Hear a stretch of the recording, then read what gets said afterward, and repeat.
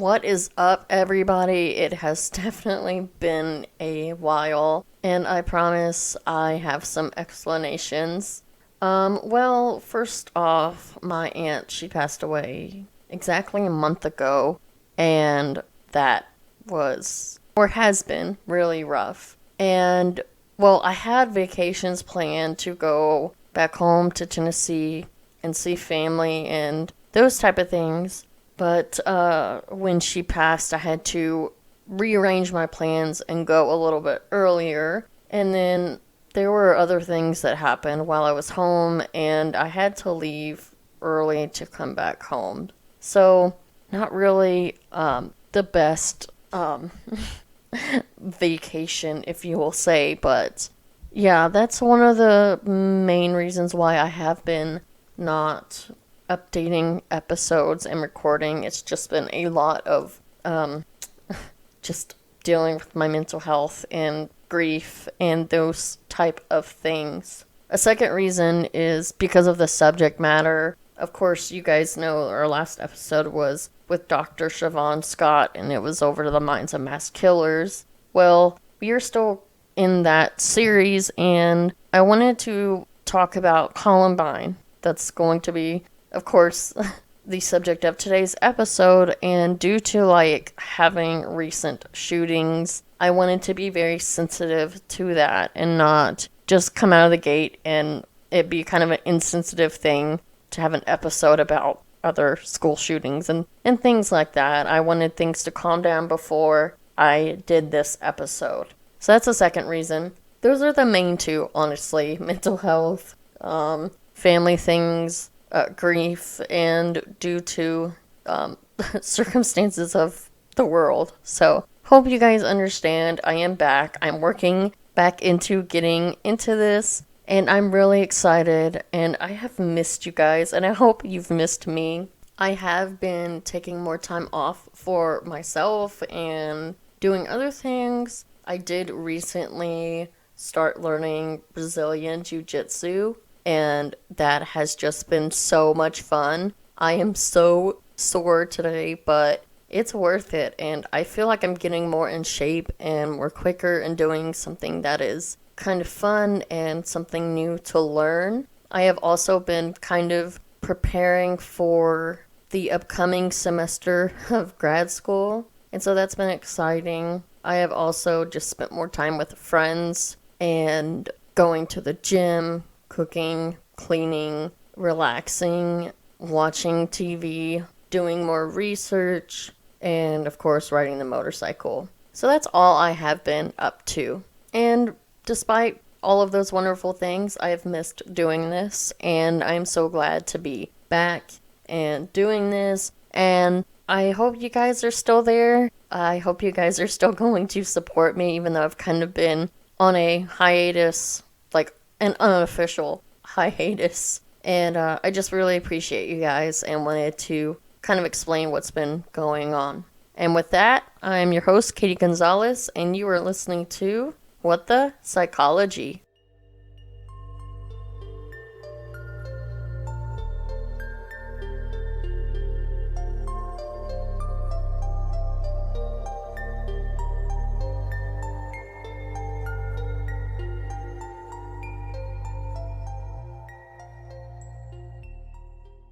Alright, so we are going to be talking about Columbine, so fair warning, and this will be a two-parter, and I will get the second episode out in a couple days. It won't be an entire week. I feel like I've made you guys wait long enough for an episode, so I will get that out for you.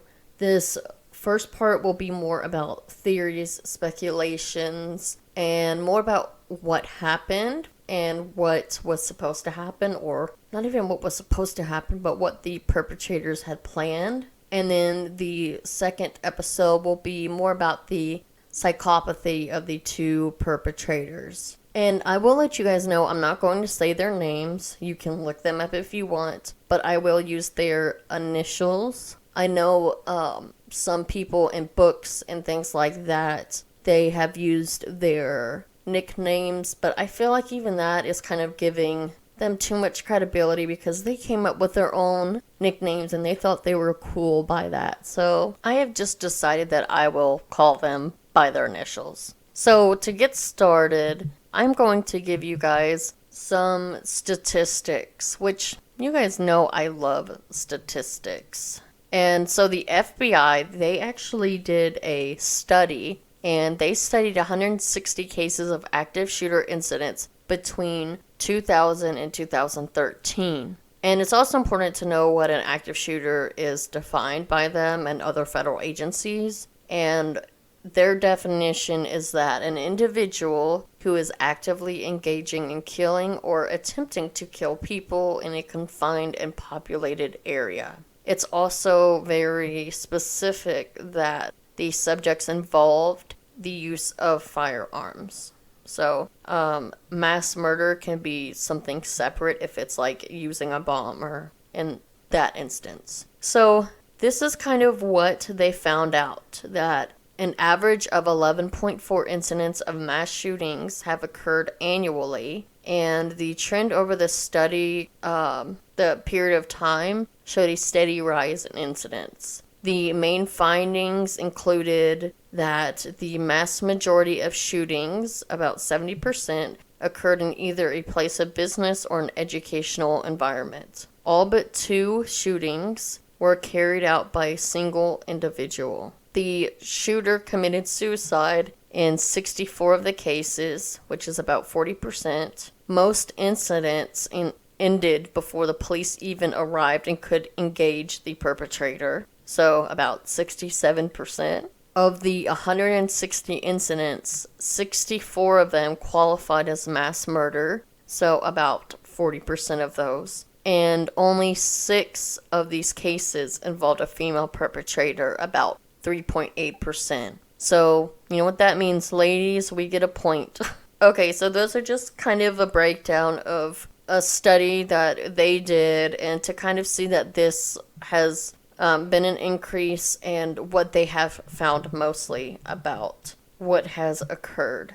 Alright, so let's dive into this. The Columbine shooting happened on April 20th, 1999 at Columbine High School in Littleton, Colorado, which is a suburb of Denver.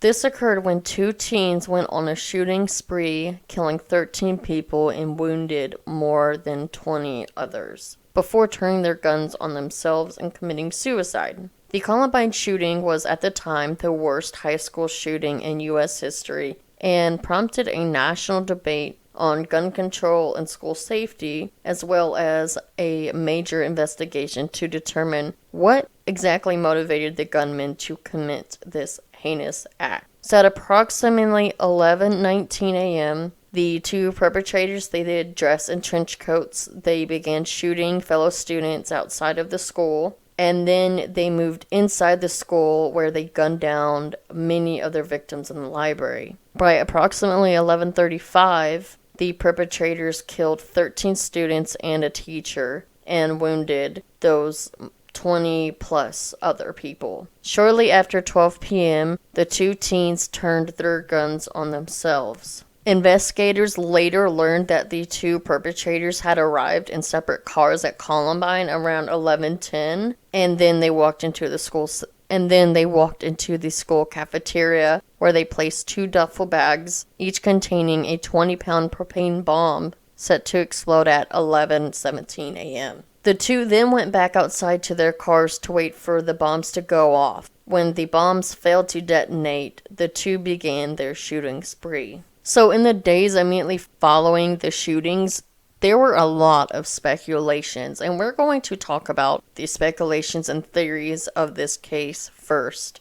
I will also be talking about what caused these rumors and theories and speculations to happen. So the first speculation was that the 2 perpetrators purposely chose athletes, minorities, and Christians as their victims, and that it was kind of like a revenge or like a retaliation for being bullied. However, this isn't the case. They did find out that they did choose their victims randomly, and that the 2 actually intended to bomb their school which would have killed many more. Like, in the hundreds was, like, their goal. So there were, like, two theories kind of floating around that most Americans had reached about why they did this. The first conclusion was that they were part of a group called the Trenchcoat Mafia, who they were outcasts and they were taking revenge against bullies who had made school miserable for them. And the Trenchcoat Mafia, they were very fascinated by goth culture, and they were a group of social outcasts that were bullied. Because bullying was actually very common at the school, and teachers have reportedly did very little to stop it. But the original story of the Trenchcoat Mafia started in 1996. So Halloween, there was one routinely bullied junior. His name was Eric Dutro. And he had his parents buy him a black duster jacket for a Dracula costume. Unfortunately, the costume fell through, but he decided that he liked the trench coat and the attention it got him. So soon his friends began to wear them too, even in 80-degree heat. And one athlete commented that the group looked like a trench coat mafia. And the friends kind of turned it into a badge of honor, a badge of pride. And the name stuck. However, the two perpetrators of the shootings, they were actually not in the trench coat mafia. A lot of people do speculate this because they did wear trench coats during the shooting, but they were not part of this group. Most of those that were part of the group had already graduated by 1999, except for one of their friends. They did have a friend who was part of this group, but by this time it was kind of disbanded. Their friend Chris Morris was part of the group, but the two individuals that participated in the shooting, they were not part of it. Another conclusion that a lot of Americans came to was that it's inexplainable. Like, they couldn't really wrap their heads around what drove these two to do what they did. And I feel like a lot of us were at that or are still to that conclusion. So why did we come to these conclusions? Why were these things the theories that most of us still believe to today? Honestly, when I was doing my research on this, I was quite shocked about the actual truth behind these killings. And it just kind of threw my world upside down because I was led to believe these two were bullied and all of that. Now, I will say this is one of the first national tragedies in the era of cell phones and the 24 news cycles. Now, there were reporters at the school that were interviewing traumatized teenagers. Remember, these kids are teenagers as the events unfolded. Some of the students, they were unable to get through to overloaded emergency services, and they began to call the news stations that broadcast their understandably unreliable eyewitness testimony across the world. So that was one issue. To put this in perspective, the two perpetrators, they were 2 of 2,000 students at Columbine High School. Most of the interviewees did not know them, but that did not stop them from answering questions. From a few jumbled pieces, there was this very flawed image that began to form. So, one of the perpetrators, DK, he was in the theater department, so a lot of people just said that he was gay and that he was mocked for it. So they associated that he was probably bullied. Both boys did wear trench coats during the attack, so a lot of people did report that they must have been in the trench coat mafia, and that those that were in the trench coat mafia were bullied. So that's kind of how those theories started. Now, 2,000 students for me is a lot, like in a school. And if you really break that down, I don't know how many would have been in their graduating class. But I know for me, I think my school was a total of around 800 people. And my graduating class was like 240 or 200 and something. And we pretty much all knew each other. We didn't know everyone in the school, but we knew our class. So even 800 is kind of like small-ish, but not everyone knows everyone. Everyone kind of knows about everyone, but not necessarily. So from my perspective, I'm like, oh yeah, that's a lot. And not everyone would know everyone. Another thing that was blamed with this occurrence was violent video games and music. A lot of people said that that was what influenced them, but none of those theories were ever proven. This is something we will talk about later in this podcast, so a little heads up, something to look forward to. The two killers, they did actually leave journals left behind, and this put a bunch of clues for investigators to kind of put the pieces of the puzzle together and figured out why they did this. One thing that they did discover was that they'd been planning this attack for a year.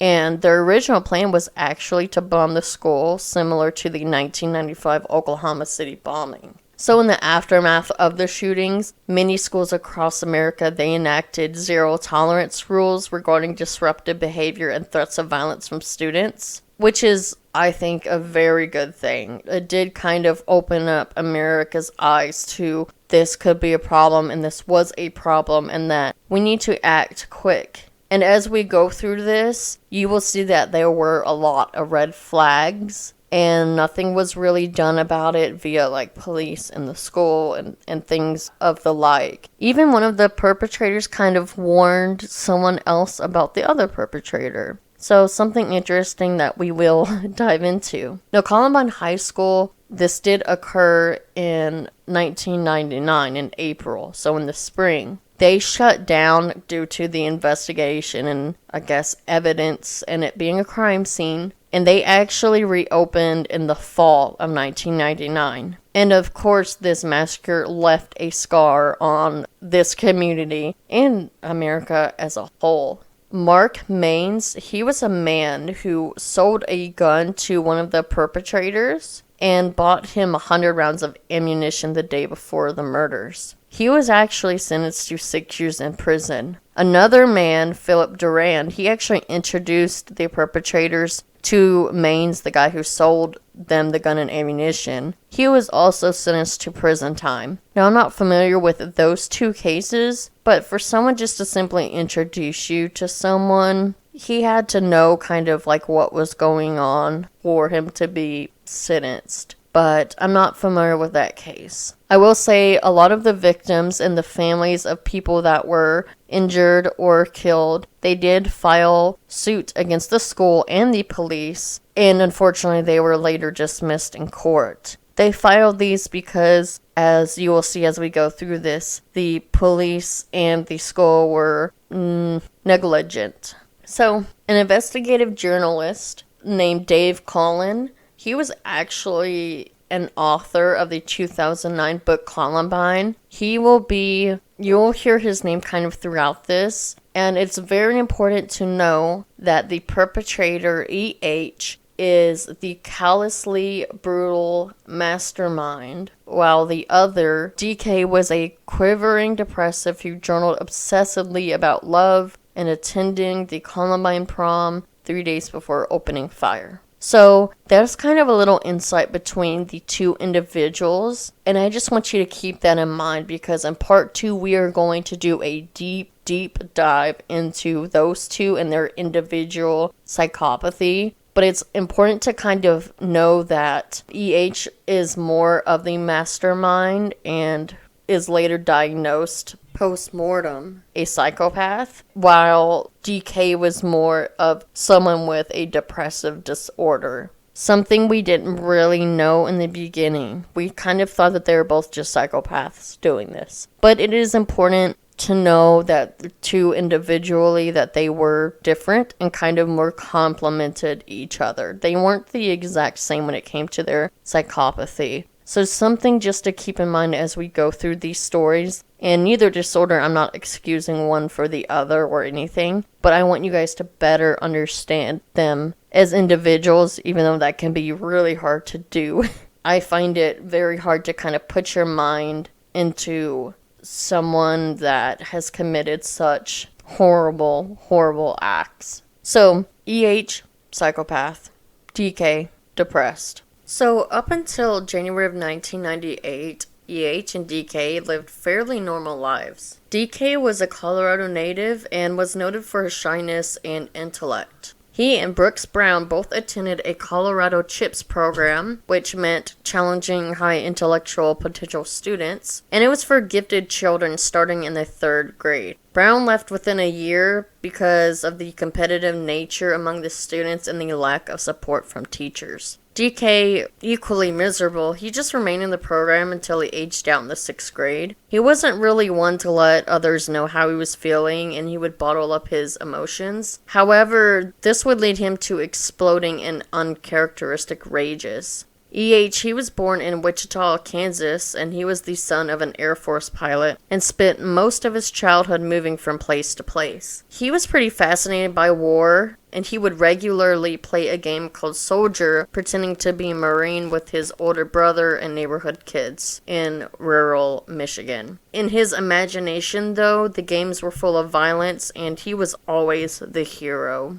At age 11, he discovered Doom, which is a pioneering action horror first-person shooter game. As his father's career pulled him away and out of schools, he left Plattsburgh, New York in 1993 for Colorado. Increasingly retreated into his computer, his video games, and the internet. By the start of his sophomore year at Columbine, had created 11 different custom levels for Doom and its sequel, Doom 2. and DK, they met in middle school, but they didn't really become inseparable until midway through high school. While some suggest that the two boys were targets of bullying, there are actually many more accounts that they were fairly popular and they maintained a sizable group of friends. Among others, DK, and Brown, they bonded over a shared love of philosophy and video games. Brown joined the theater department and DK followed, working backstage as a soundboard operator.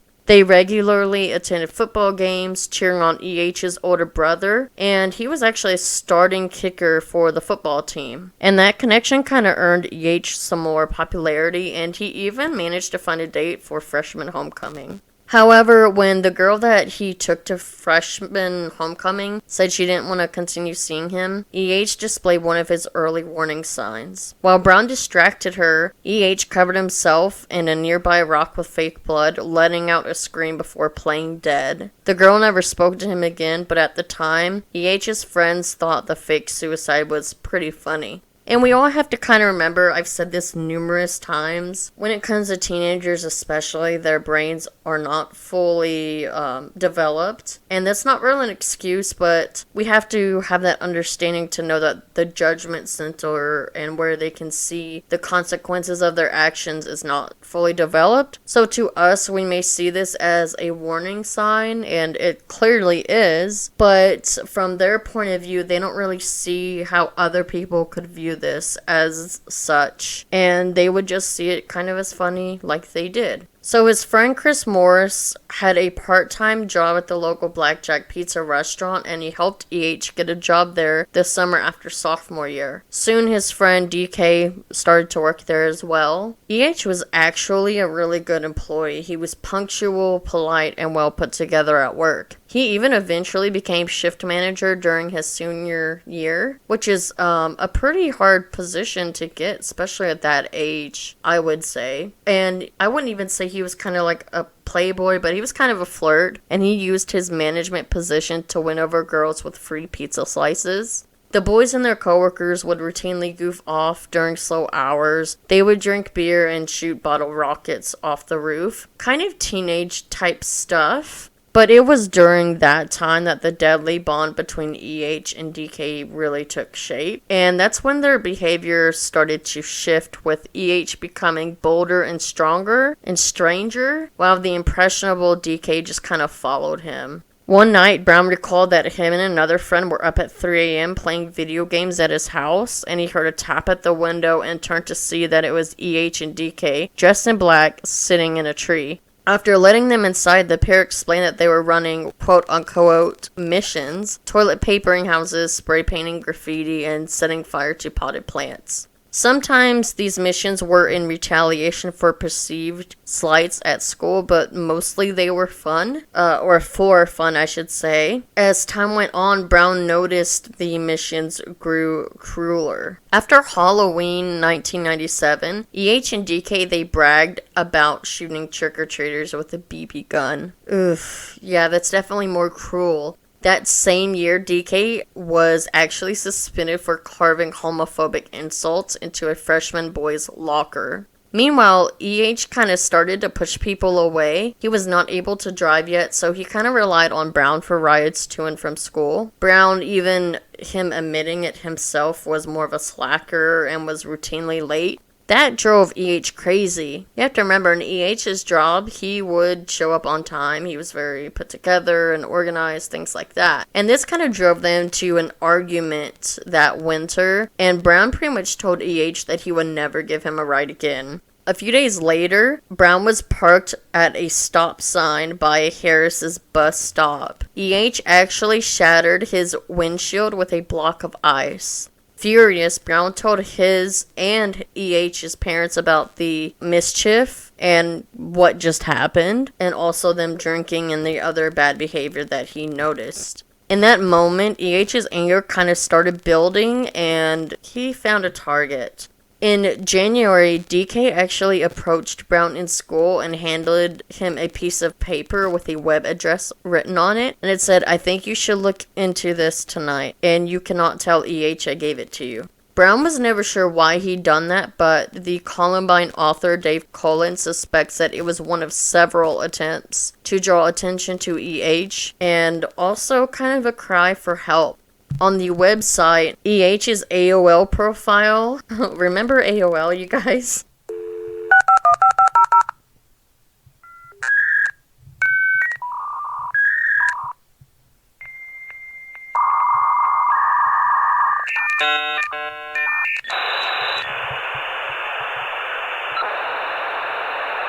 He wrote under the name Webb or Rebel, sometimes Reb Doomer, and he detailed his nocturnal exploits with Vodka, which was DK's screen name, describing various acts of vandalism, including building pipe bombs and his desire to kill people, especially Brooks Brown. So this is kind of why I don't want to use their nicknames. I know a lot of people have in the past, so they won't actually say their names. Like, people will say Reb, Rebel, Reb Doom for EA, while they'll say Vodka for DK. But I feel like they kind of made those names themselves and thought they were cool. Hence, that's why I didn't really use them. But that's kind of each to their own. Nothing wrong with using their nicknames to identify them either. But that was just kind of my preference for doing this. So because of these threats, Brown's parents called the police, and the detective they spoke to noted pipe bombs had been not found in the area, and he thought that those threats were pretty credible and that they should file a formal report. A few days later, EH and DK, they actually missed school, and there were rumors going around the school that they were in serious trouble. This kind of relieved the Browns because they felt like they had the problem taken care of, but what they didn't know was that EH and DK were actually arrested on a completely different felony charge. They were caught breaking into a parked van and stole electronics equipment. EH's father managed to get both boys into a juvenile diversion program, and once successfully completed, both of them could be deemed rehabilitated and give clean records. But if the judge had seen the Browns report and or if the search warrant had been executed, EH probably would have been rejected for this program and jailed for the van theft, and they would have found the pipe bombs and things like that. For some reason, though, that was never shared, and the search warrant was never executed and just left unsigned. By all accounts, EH was a model program participant. He seemed deeply repentant, and he maintained straight A's and never missed a counseling session. Behind that facade, though, the embarrassment of being caught ignited a spark inside both EH and DK. By spring of 1998, they were already planning Judgment Day, or what they called NBK, because they admired the film Natural Born Killers. So the journals of both EH and DK provide insight into their planning of Judgment Day and their psychological makeup at that time as well. In early 1998, EH stopped posting online and began keeping a notebook that he titled The Book of God. This mostly dedicated to his homicidal fantasies and philosophy, if you could call it that, which was very nihilistic in nature. DK had actually been keeping his own diary as well, and he called it Existences, a Virtual Book, since the previous spring. The differences between the two journals are interesting, and that will be something we get into part 2.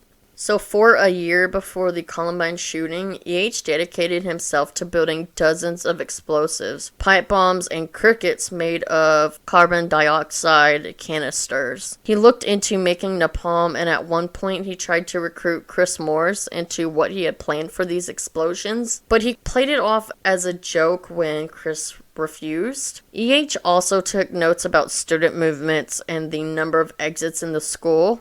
Meanwhile, he researched the Brady Bill and various loopholes in gun laws before finally, on November 22nd, 1998, he joined DK in convincing an 18-year-old mutual friend, and later DK's prom date, to buy 2 shotguns and a high carbine rifle for them at a gun show. Later, DK bought a semi-automatic pistol from another friend behind the pizza shop. Although EH claimed after their first gun purchase that they had crossed the point of no return, he had not counted on a few complications. Just before the new year, the local gun shop called his house saying that the high-capacity magazines he ordered for his rifle had arrived. The problem was that his father actually picked up the phone, and so each had to kind of divert this and say, oh, it was the wrong number. So that's kind of like a concern there. But the most persistent obstacle was DK's mental state. Many times before the attack, DK wrote about his plans to kill himself, including stealing one of EH's pipe bombs and strapping it to his neck. Several other journal entries are signed goodbye as if he expected them to be his last ones. What changed between August 10th, 1998, his last suicide threat, and the attack on April 20th, 1999, is unknown. At some point, DK committed to the MBK plan, although perhaps he only thought about it as an elaborate theatrical suicide. The pair worked their final shift at Blackjack Pizza on Friday, April 16th. EH secured advances for them both to purchase last-minute supplies. DK actually attended prom with a group of 12 friends on Saturday, while EH went on a first and last date with a girl he met recently. That Monday, the original date for the attack, EH actually postponed the plan so that he could buy more bullets from a friend. He had apparently forgotten that he had just turned 18 and no longer needed a middleman. So that next morning, April 20th, both boys got up and left their houses by 5:30 a.m. to begin final preparations. In some ways, the killer's writings kind of help decrypt the Columbine shooting, not because of what they reveal about their emotions, but the details of what they really wanted to do. From the outside, the massacre at Columbine kind of looks like a school shooting, right? We can all admit to that. We can all agree to that.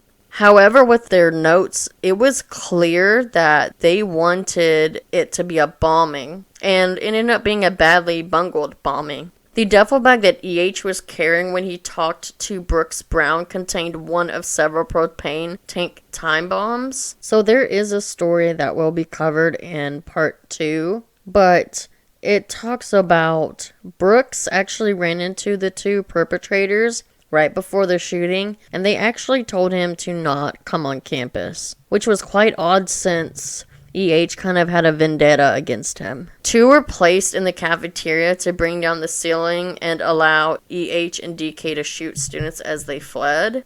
Brown had also noted his friend's car was parked far from its usual place. That was because both EH and DK's cars were rigged to explode as police, ambulances, and journalists arrived, killing many in the process. A final bomb was placed in a park 3 miles from school, and that was set off to go before the others. They kind of hoped that this would draw attention away from the school and police would respond there, and that would kind of buy them time, and then they could kill all of the authorities when they arrived.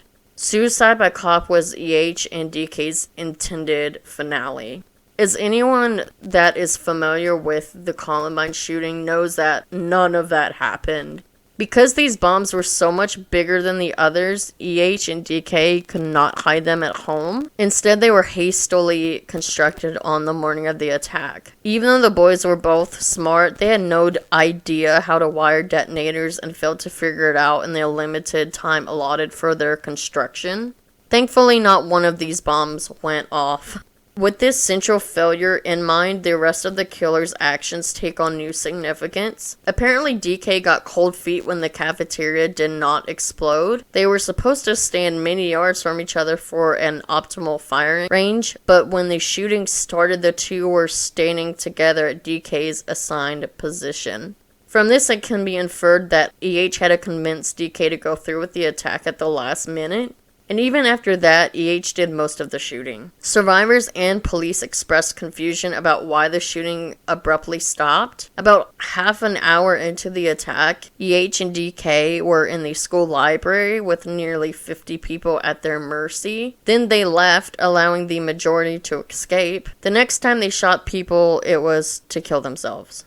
The turning point seems to be when, after killing one student in the library, EH's shotgun recoiled into his face, breaking his nose. And security cameras show that they went to the cafeteria and they tried and failed to set off the propane tanks with pipe bombs and shotgun blasts. They then tried provoking police by firing through the windows, but the officers neither hit them nor entered the building. Finally, DK and EH, they returned to the library to watch their car bombs fizzle before picking a spot with a view of the Rocky Mountains and shooting themselves in the head. So, compared with EH and DK's original ambitions and motives, the Columbine High School attack was actually a complete failure. So originally they planned for this to happen on April 19th, which is the anniversary of the Waco siege and the Oklahoma City bombing. This attack, EH had hoped would beat the body count in Oklahoma. He fantasized about planting bombs around Littleton and Denver, and in one journal entry wrote that if he and DK survived Judgment Day, they would hijack an airplane and crash it into New York City. Now, the police were a whole nother problem. The Jefferson County Sheriff had only been in office since January, and he simply did not know how to handle the situation. Instead of sending in SWAT teams, they actually held their perimeter until after EH and DK had killed themselves. Sounds kind of familiar to what they did in Uvalde. So, sad to say that times have not really changed. One victim, Dave Sanders, he actually was alive, and due to the slow police response, he actually bled out. Also, multiple bodies were left where they were. There were 2 outside and uncovered overnight. The police were afraid of booby traps. Some parents, they were not even told that their children were killed. They actually learned about it in the newspaper, which is quite devastating. Like, I can't even wrap my head around if this is one of my children. When you knew an incident happened and not everyone is accounted for, and you're not even told what happened to your child. You have to find out by a newspaper. Are you kidding me? I know I would be furious. Worse still was the dirty secret that Brooks Brown and his family shared almost immediately. They told everyone that the police had been warned about EH. And they told everyone about the affidavit for search warrant and that it had been written and nothing happened. And that the Columbine shooting could have been prevented and that it should have. Now, as a result, resources were shifting from an investigation to a cover-up, and this is completely understandable because on TV, the sheriff labeled Brooks Brown as an accomplice just to silence him. Victims' families, they fought and unfortunately failed in Colorado courts to get documents released. The police file on EH actually went completely and mysteriously missing. The full facts of what happened and what caused the Columbine school shooting were not actually released until long after the public had kind of moved on from this, which was in 2006. By then, the popular beliefs about what happened on April 20th, 1999 were pretty much left in our consciousness. We all kind of just agreed and believed what happened. And a lot of people, I wouldn't even say what happened, but we believe what was originally told to us. And most people today even still think that if people were just nicer to EH and DK, that this could have been stopped. And this is kind of like a humanizing theory, but it actually covers over a truth that is too terrible to even think about. Especially now that we know what their true intentions were and more of the truth of that they weren't even bullied and those kind of things. So I'm going to leave it at here today, and next episode we're going to really dive into the psychopathy of the individuals, and you will understand when I say that the two were completely different. I'm your host, Katie Gonzalez, and you're listening to What the Psychology.